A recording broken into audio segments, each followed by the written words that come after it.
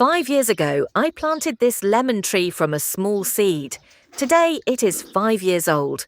For all these years, I have had one simple wish in my heart: to see real lemons growing on this plant, to touch them with my own hands, and to harvest them myself. I always imagined the day when I would finally see lemons hanging from its branches. Seeing my love and excitement for this plant, one day my daughter decided to surprise me. She quietly took some lemons that we had brought from the market and carefully placed them on the plant. Then she came to me and said, "Mama, this is a surprise for you."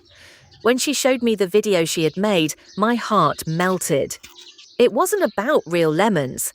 It was about her love. I smiled and told her, "No, you should be the one to pick them. I will record the video."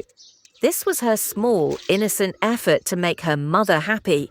And honestly, that meant more to me than any real harvest ever could. At the end of this video, you will see the sweet little clip she made herself, a memory I will always treasure.